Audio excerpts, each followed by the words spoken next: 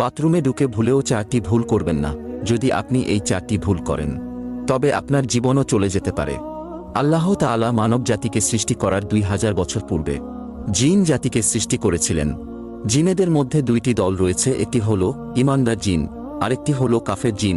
ঈমানদার জিনেরা থাকে পবিত্র জায়গা মসজিদ মাদ্রাসায়, আর কাফের জিনেরা থাকে অপবিত্র জায়গায় বাথরুমে। তাই বাথরুমে ঢুকে 4টি ভুল করবেন না।